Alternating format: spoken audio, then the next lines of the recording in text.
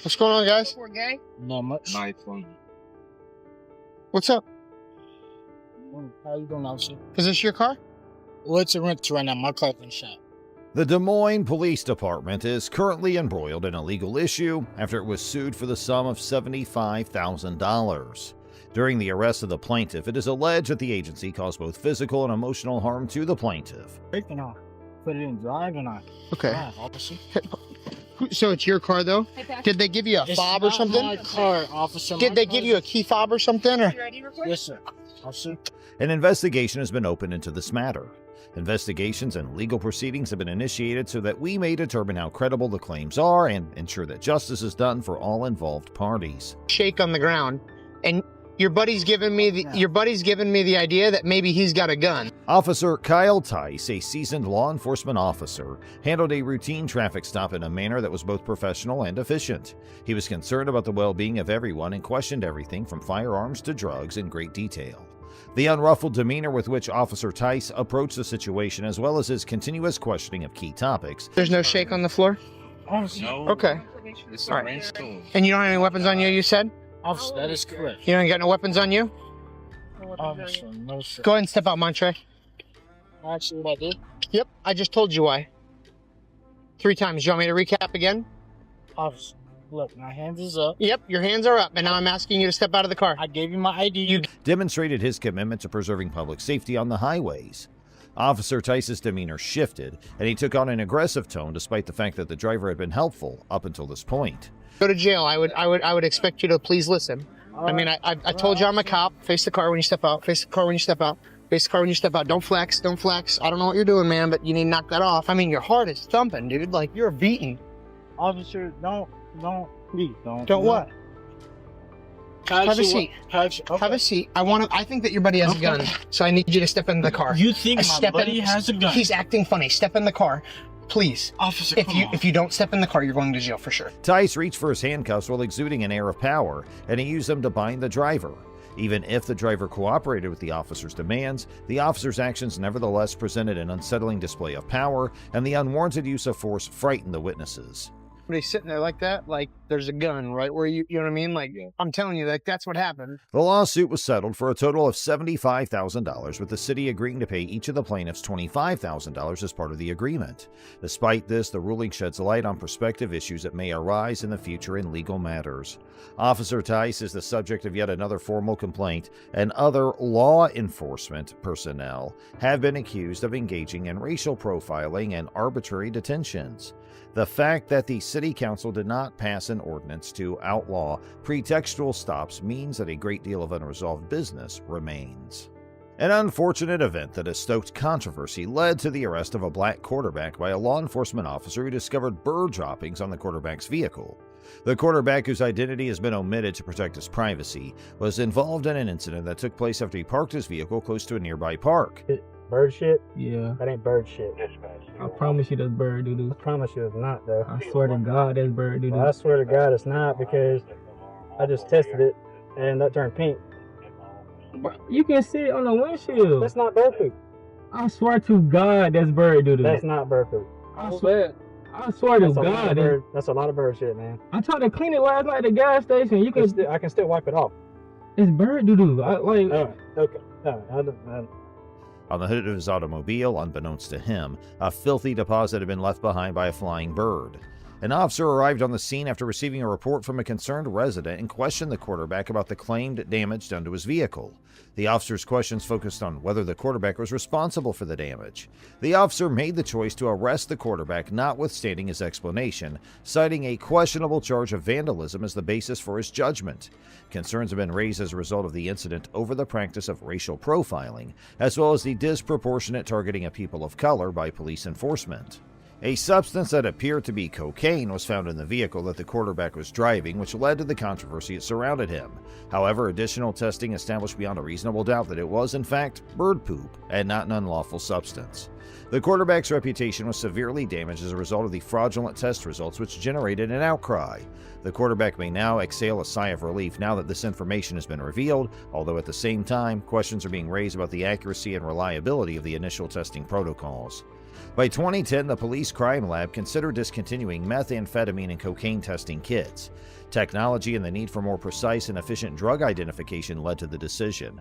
The outmoded kits typically produced equivocal or incorrect results, hindering drug-related prosecutions. To assure high-quality forensic analysis, the department sought newer, more advanced testing methods. This innovative effort is intended to improve the crime lab's ability to combat the ever-changing drug crime landscape and provide justice in the face of illicit drugs. Yes, my ID. Sorry, yes, my ID, sir. I don't. Huh? I don't. You don't have any ID? Why are you filming me? Why are you filming me? Am I being detained? What? Can I leave? Am I being detained? For a moment. Why don't you go ahead and shut that off? An uncomfortable situation develops when a man records an incident with a camera and focuses on a law enforcement official in the middle of the action. No, actually, no. Turn around and face away from me. Do you have any weapons on you? Do you have any weapons on you? Do you have any weapons, sir? Yes or no? Do you have any weapons? Yes. Answer me yes or no, please. Relax. I don't consent to searches, sir. I'm doing this for my safety. This is a pat-down search. I have no idea why you're filming the police department, the cars in the parking lot, or filming me. Leave it alone. He addresses the officer with self-assurance as he asserts his legal rights and inquires as to whether or not he's being held against his will. His tone conveys a sense of resolve. There's a healthy dose of both doubt and suspicion in the air, as well as a strong determination to make sure that accountability is maintained. What's your Stay name and badge still. number? Okay? What's Just your name and relax. badge number? You got any weapons on you? No, I don't. What's your name and badge What's this? number? It's not a knife, is it? I don't have no knives on me. I don't have no weapons. I swear. Can I have your name and badge number, please? Yeah, I'll give it to you in a second. Okay. I'm not doing nothing illegal, bro. I don't know why you're filming us. Why are you walking along filming everything? Filming me. Can I turn the camera around so they can see us? No, turn around. They can listen to us. You got a recording. Leave it alone. Why can't I turn the camera Why around? don't you listen? Why do you have a difficult time following instructions? Why are you filming me? I don't want to answer your question, sir. Why? Get your supervisor out here, please. No. 1564 is your badge number. That's my badge number. That's right. Okay, 1564. Yep. Detective Kyler. Kyler. Am I being detained? You're free to go. I'm free to go. Don't videotape me no more. The man's steady hand and unyielding dedication to defending his rights are obvious, which attracts the attention of spectators and emphasizes the significance of individual liberties. As the footage from the camera continues to play, the unfolding dialogue highlights concerns about the precarious equilibrium that exists between personal liberties and governmental restrictions. Okay, so why was I detained? I wasn't the officer, I have no idea. For filming, I was detained. Okay. If you were filming around a government building, a city government building, or anything, I'd want to come and see who you are too. Okay, under suspicion of what crime was I detained for, though?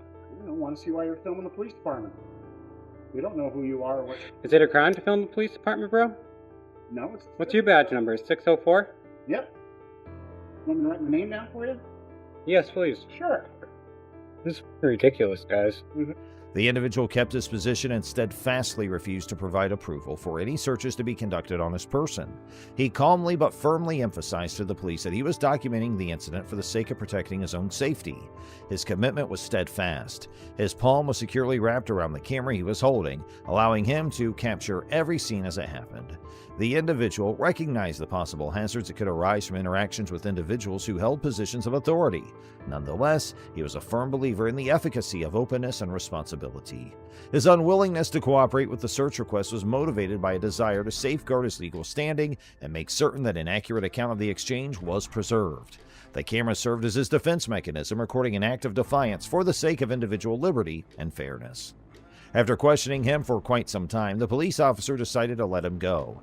As soon as the man's shackles were taken off, the tension in the room subsided, but the incident left him with a bad taste in his mouth, and he decided to submit a formal complaint against the police officer. He felt his rights had been trampled upon and sought redress through the proper means. The incident was brought to light and the officer's actions were reevaluated as a result of the complaint, which prompted an internal investigation. By sharing his story, the man hoped to spare others from going through what he had. The ACLU supports people's rights to videotape police in public. The ACLU recently stressed law enforcement transparency and accountability. The organization reminded law enforcement officials nationwide that civilians have the right to film police interactions. The ACLU also empowered and protected anyone who recorded police contacts with detailed rules.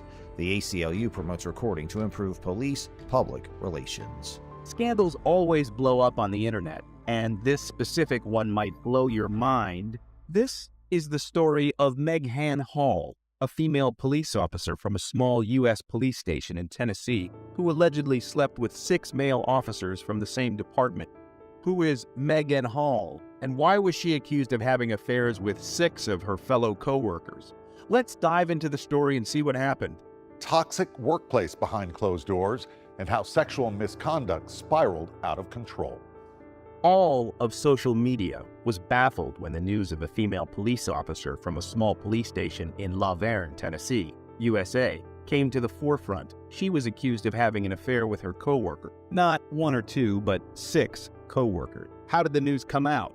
Who ratted her out? Hall's deed was all over the internet, and she literally became a small celebrity overnight. However, not for good reasons. Meghan, who had always wanted to become an actress from her childhood, unfortunately ended up being a police officer, and that's how her world started to fall apart. Meghan met Jedediah Hall and fell in love with him. He was the son of a local pastor. The two got married in the year 2018. As her acting career was a long-lost dream, she decided to join the La Vergne Police Department in Tennessee, and her husband Jed became a park ranger. Both of them seemed to be having a good time and were a perfect couple that everyone envied. There were many pictures of them sharing smiles and being deeply in love with one another.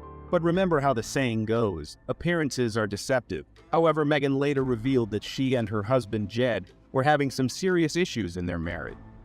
These marital issues were exactly what paved the way for the events that followed. As Meghan was not satisfied with her marriage, she decided to do things the way she liked and have some fun on the way. However, her road to fun led her to get involved in some seriously questionable acts. Meghan and her co-workers engaged in some spicy sessions within the confines of the police department, and these included patrol officers Juan Lugo Perez, Louis Powell, Detective Seneca Shields, and Sergeant Henry T. McGowan, who were all fired from their positions along with Meghan. However, there were more officers involved, which included Patrick Magliacco, Larry Holliday, and Gavin Showborough, who got suspended after the investigation. It didn't take much time for the whole world to know about the ordeal. Not only was Meghan accused of wild sexual misconduct, but also having steamy romps with the 6 male officers, which included illicit on-duty liaison. On December 122, 2022, the police department received a shocking complaint. Thanks to a whistleblower, the mayor Jason Cole had found out that there were some serious things going on in his town's police department. An unknown person had ratted Meghan out and her sexcapades with her fellow officers, and these acts happened not only at hotels, motels, and boat parties, but also while on duty. These officers who were supposed to be serving the society and their nation. The head of human resources of the La Vergne Police Department, Andrew Patton, investigated into this scandal, who revealed some shocking detail. Meghan and her husband were on the verge of filing for a divorce and were on the way to solving their problems before Meghan's scandalous activities came to everybody's notice. Meghan had tricked the officers into thinking that she was in an open relationship with Jed, which was totally a big fat lie. Officer McGowan, who is seemingly the whistleblower to the mayor, had a meeting with Hall and Jed when she had joined the police force initially. Things got out of hand while at McGowan's house. Meghan and the officer's wife stripped off their clothes while they played strip on Uno. Paul was allegedly trying to get Jed to go with the flow, however. Jed was really upset with all the things that were unfolding. He did not want himself to be persuaded, but despite his feelings, Meghan and McGowan reportedly made out. The officer even sent pictures of his genitals to Meghan. McGowan, being the whistleblower, denied having any affairs with Meghan despite all the evidence and was fired for lying during the investigation. Patrick Magliacco, another one of the officers, admitted that he had been with Hall on various occasions. He also revealed that his wife Amy and Meghan made out after learning that Meghan and her husband had an open marriage. According to his testimony, he and his wife Amy had been in an open relationship with Megan since the spring of 2022. There was a time when Jedediah had walked in on Megan and Amy making out. They even tried to get Jed into a wife-swapping session. Jedediah, disgusted at what he had seen, departed the room and was quite uncomfortable with the whole situation, because how could a sane married man be into something like this? However, this is just the beginning. The wildest part of the whole ordeal took place on Memorial Day, when all the officers in the department were invited to a Girls Gone Wild hot tub party, which was hosted by an officer called Stats on a boat that he owned. Some officers even came with their whole family, which even included their underage children. According to another officer named Durham, in an isolated incident, Magliocco was forcing vodka down Hall's throat, and then suddenly Halls took her top off, and seeing this, stay-ats jumped at Hall and stopped her from drinking and covered her up in order to protect Hall. Both stay-ats and Durham never had any illicit relationship with Halls, or so they claimed. Hall even fell down a flight of stairs at the party before having intercourse with Magliocco. According to Magliocco, Hall was prone to drinking, claiming that she once had even driven home after being drunk at his house party. Magliocco claimed that Hall was prone to self-harm and that she shouldn't be left alone. Hall even pointed an empty gun to her head and pulled the trigger so that she could hear what it sounded like. Hall was quite open about the relationship she had with the K-9 officer Larry Holliday in the first interview. However, she claimed that her steamy sessions with Holliday happened a long time ago. Holliday claimed that he had once invited Hall and other officers to his home to watch the football game. There was some serious drinking involved, and talks broke out about having a threesome between Holliday, Hall, and Holliday's ex-girlfriend. However, he claimed that nothing happened at the party. However, he later came clean about his sexual encounters with Hall, often booking hotel rooms for their liaison. Though she denied many of the allegations initially, she later confessed that she had often sent nude images of her to many officers on duty, including McGowan, to whom she sent her feet pictures. Megan, on the other hand, broke her silence on the issue after being fired due to the scandal that had come to the notice of the officials. Hall said that she was terrorized into having intercourse with her superiors, who sexually harassed her frequently. She revealed that she felt sexually groomed. She filed a lawsuit where she named some high-profile police officers from the Laverne Police Department and accused them of having taken advantage of her troubled marriage. Her 51-page lawsuit stressed that what happened with her is not rape. Instead, it was a situation where she had to give in from the pressure. Hall's lawyer, Wesley Clark, said that Megan wasn't looked at like a rookie cop to be trained and promoted, but like a piece of meat to be sexualized and exploited. Hall said, "I know what most people are saying. You know, you could have said no, I get it. But my response to them is I did say no, and he wouldn't take no for an answer."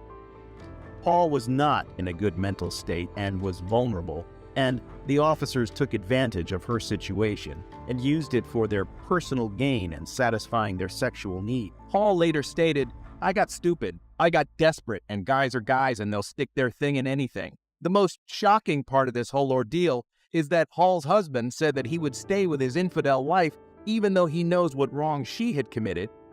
What do you think of this? Was dismissing all the officers involved an appropriate punishment? Let us know your thoughts in the comments below. Don't forget to hit that bell icon, subscribe to our channel. We will be back with more updates. Enforcers of law who are tasked with maintaining public order, protecting individuals and property, and preventing and investigating crimes. That is what being a police officer means, or at least that's what they are trying to do. Instances have aroused where police officers have misused their authority, employed excessive force, and violated people's rights, particularly those from marginalized communities, leading to distrust and fear of law enforcement. Are they subjected to such power? What are the legal repercussions for them? However, and most of all, would they be treated differently when compared to the masses? Join us as we take a closer look at two of the most uncanny cases that could make question the judicial system as a whole. Our first case kicks off with the case of Harold Hill, which is just a perfect example of how our justice system can go wrong. This case definitely checks all the boxes, including a horrific rape and murder, as well as a mishandled conviction, you name it. So then what went about? Let's start with the so-called beacons of justice, Kenneth Bordeaux and John Halloran, the detectives who were assigned to the case and the beacons of law. They were the ones who managed to extract a confession from Peter Williams, who was later discovered to have been in custody when the crime was committed. How did they even produce a fabricated confession from someone who wasn't even present? Hill claims he was physically and mentally tortured until he confessed to crimes he didn't commit. Is this the kind of conduct we anticipate from our law enforcement personnel? The trial itself was held when Hill was 31 years old, despite the fact that he was only 16 at the time of the crime and was therefore tried as an adult. At this point, it's just not fair, and it's incomprehensible what Hill is going through. Given that neither of the defendants had a criminal history prior to the incident, this is an intriguing move by the prosecution. Hill and Young were given a life without parole sentence after the jury found them guilty of the murder. However, 13 long years later, DNA tests showed that neither of the defendants' cellular components found under Kathy Morgan's fingernails, nor the hair found at the crime scene matched either of them. Imagine the sheer suffering Hill endured for something he didn't do. It continues to amaze me how Hill managed to hang on to his life.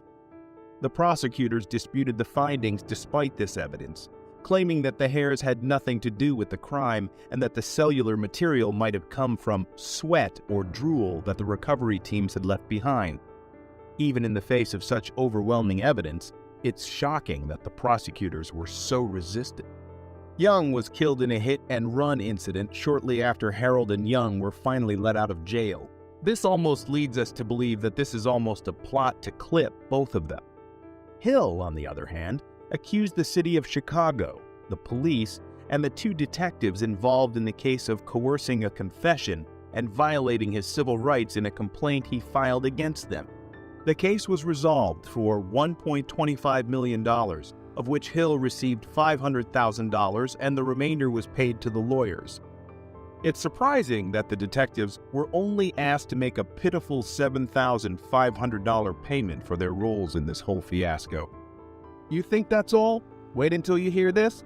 It should be noted that Hill is currently serving a 27-year sentence after being found guilty once more of an unrelated charge of armed robbery. In spite of this, it is obvious that Harold Hill was let down by the legal system in the past. This case emphasizes the need for justice system reform to prevent erroneous convictions and make sure that those who abuse their power are held accountable. Starting with the investigation and continuing through the trial and conviction, the Harold Hill case is a tragedy of errors. Hill was wrongfully detained for 13 years, and because the system made him a criminal, he was never given the opportunity to adapt to life outside of prison. He was completely screwed over by the system, and the police only received $7,500 each. When police officers commit acts like the ones they did, they should be imprisoned for a minimum of the same amount of time as the victims they imprison. Up next, we have an oddball in the form of Sergeant Mario Cardona versus Daniel Garza. After being thrown and pinned to the ground, Daniel Garza was rendered helpless. Officer Mario Cardona, a longtime friend of Garza's, was on the verge of breaking his wrist. Confronting a criminal and keeping him confined is one thing, but putting a civilian without a reason is shocking. Garza recalled, "I was trying to be a man and trying to hold in the pain, but man, that wrist lock hurts. He's just bending it and bending it." But why did Cardona go so far as to nearly break his wrist? His actions were apparently driven by rage toward Garza, whom he accuses of attempting to kidnap his stepdaughter. But are cops subjected to such an authority in the first place? It appears that the two men had a long history together because Garza had once dated Naomi Villanueva, the stepdaughter of Cardona. Villanueva left her parents' home to live with a friend because the relationship had reached its breaking point. However, Villanueva was allegedly taken from her friend's home in May 2015 by Garza without her consent and brought to her parents' residence in Whittier, where Cardona lived across the street. Garza was performing pilates in his garden when Cardona saw him and told him to go to the street. Cardona started his assault as soon as Garza sat down. Garza claimed that he was not the aggressor, and a neighbor who saw the incident attested to Garza's innocence. As soon as they arrived on the scene, the sheriff's deputies saw redness on Garza's face, bruises and abrasions on his knees, and redness on his wrist. After Garza complained about Cardona, the city of Los Angeles, Chief Beck, and Cardona were named as defendants in a federal lawsuit. Garza claimed that he had been the victim of a false arrest, an arbitrary search and seizure, overuse of force, an assault and battery, negligence, and intentional infliction of emotional distress. The trial also featured a video of the incident captured by one of Garza's neighbors. They had made up a story of what had happened to make him look like a hero, and me look like a criminal, Daniel Garza. The hearing was presided over by U.S. District Judge Stephen V. Wilson, who heard former Deputy City Attorney Michael Amarian speak in defense of the city. Cardona was found to have acted maliciously as an off-duty officer by the jury, and on June 26, 2017, he was ordered to pay Garza $210,000 in damages. In addition, the court added $664,000 in attorney's fees and $26,000 in post-trial costs. The city of L.A. refused to take responsibility for Cardona's actions and even refused to indemnify the officer, forcing him to pay for the charges out of his pocket. Jim DeSimone, Garza's attorney, claims, "This is the problem with the LAPD. This is why people are out on the street."